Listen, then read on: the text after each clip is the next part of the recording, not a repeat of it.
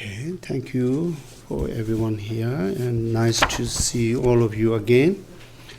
This is our third time or fourth time of teaching. Third time, is it? Really? Wow. 6 times, okay.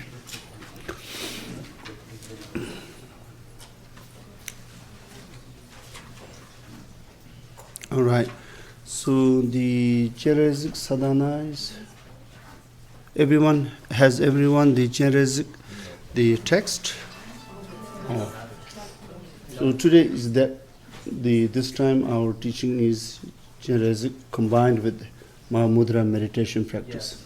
Yeah, right. So related to that, I have to begin by teaching the Chenrazig practice. Okay? Doesn't matter because more or less you will understand. Yeah, when I introduce you the main points, then you will know. All right, we had taught a lot about Shine last few years, wasn't Shine?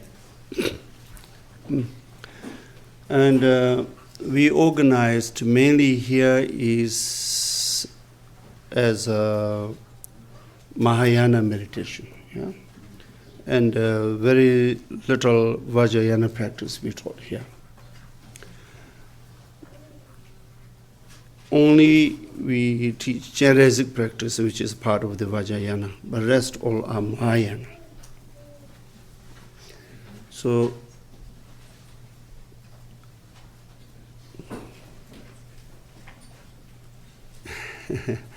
yeah, it's maybe okay. Can distribute.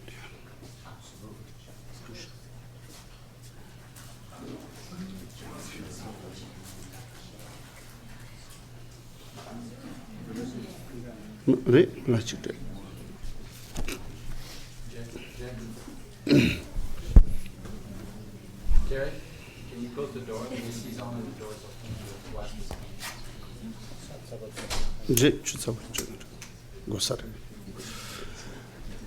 Okay, I will explain to you what is the differences between Vajrayana and Mahayana practice. Yeah? And I will tell you whatever my discoveries from making a lot of research about the history of Buddhism, about Vajrayana and Mahayana. Since, is it video? Yeah, good.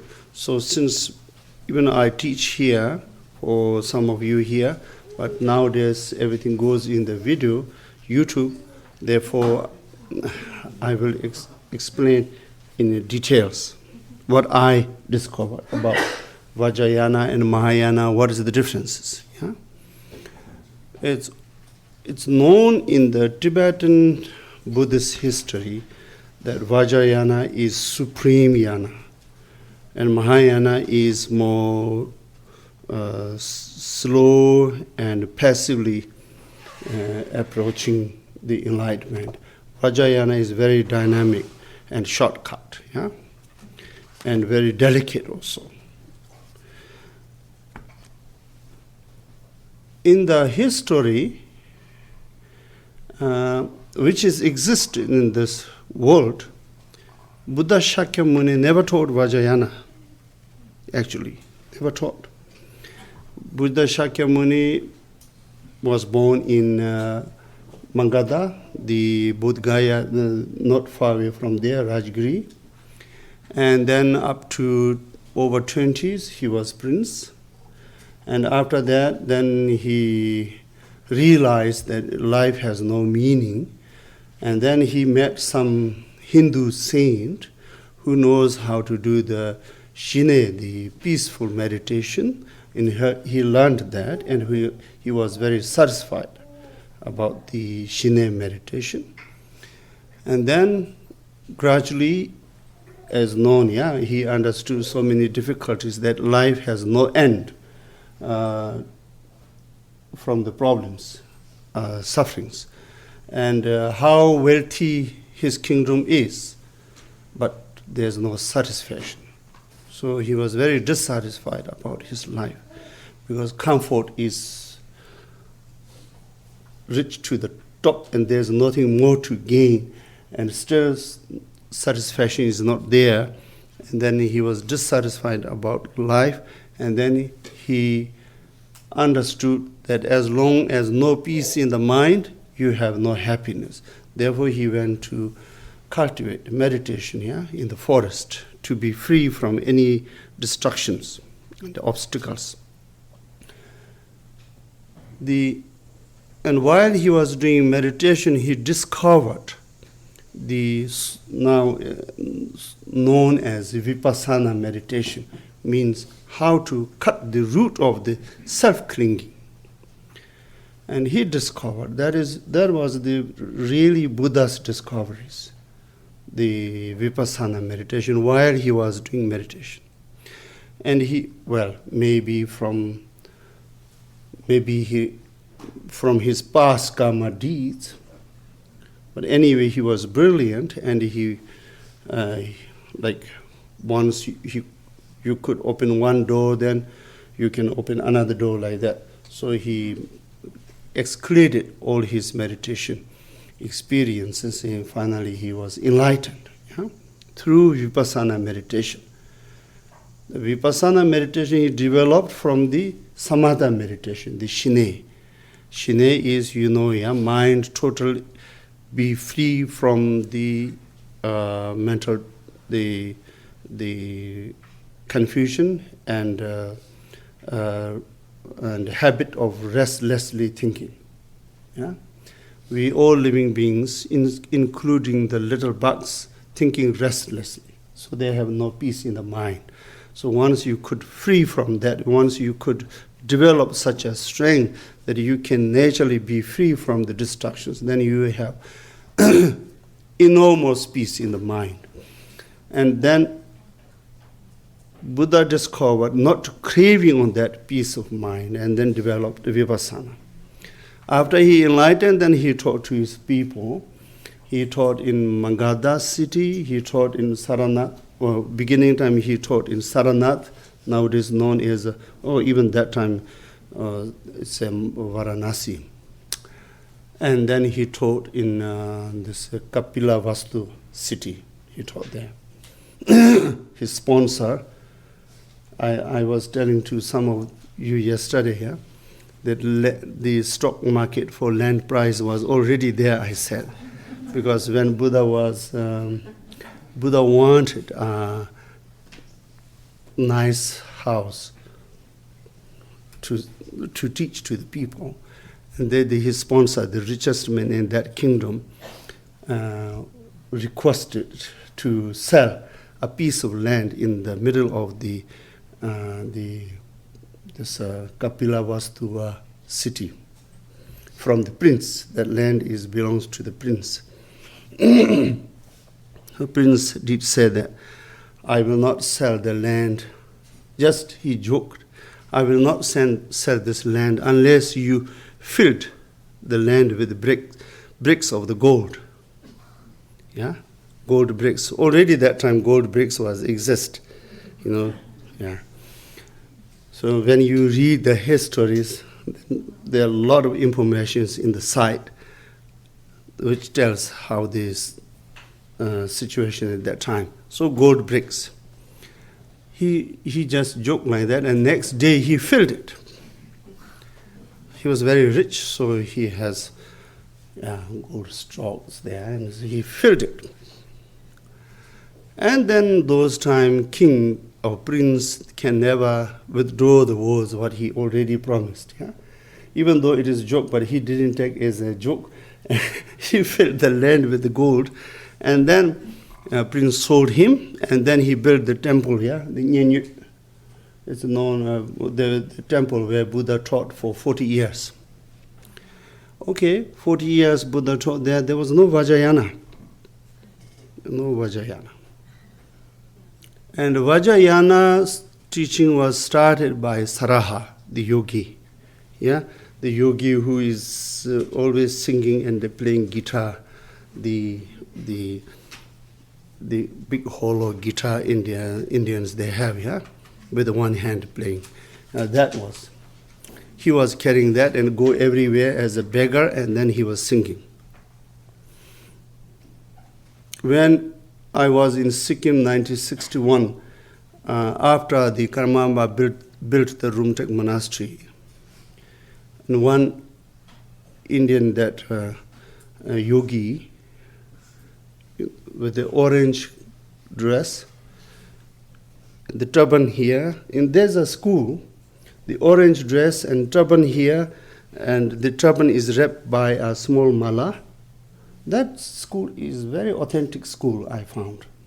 I met many of these saints, let's say the practitioners. They are very genuine, they tell honestly, not like many others. Like one time we just made joke, and I was showing my hand to them, because these kind of people are always begging, so they need money. And he doesn't know who I am, so I show my palm. And they said, should not show your hand to everybody. Some who knows mantra can stealing all your lucks. It's very genuine they were.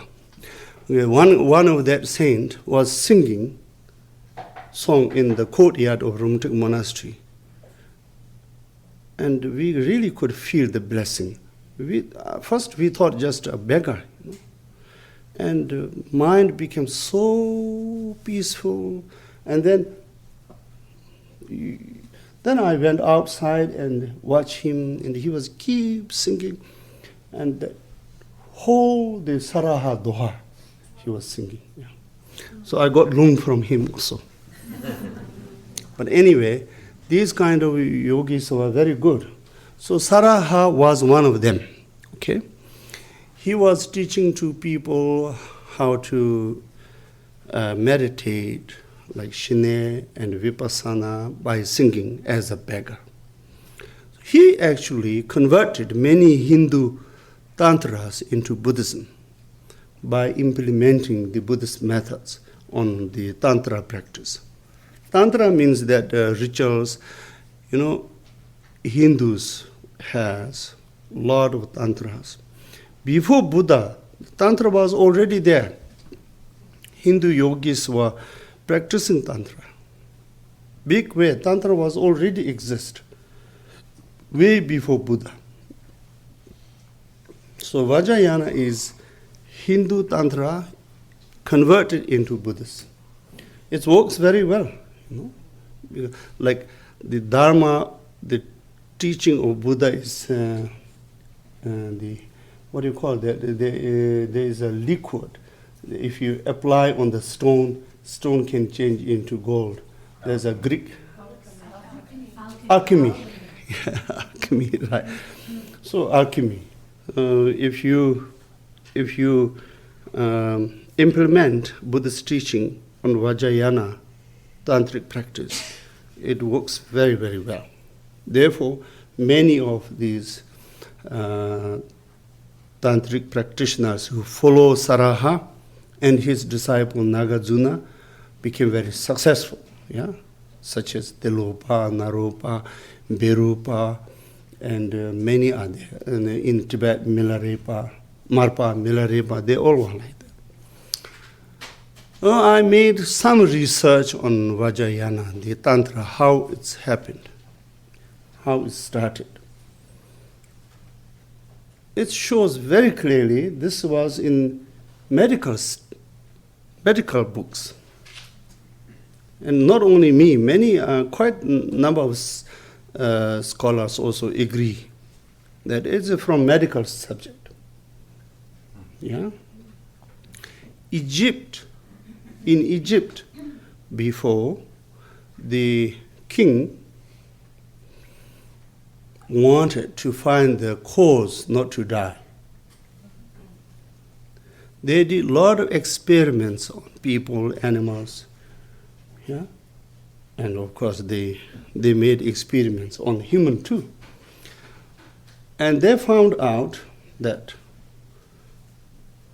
most the deepest part of the physical form is from the nerve system. First you have nerve system. Nerve system are the one that physical form which is alive. You know, they discovered that. Without nerve system, then you are not alive. You cannot be there as living beings. So nerve system. And when they made more research on the nerve system, then they discovered non-physical form of the nerve system, like mentally, illusion or dream, the whole system, from which the physical form is emerged.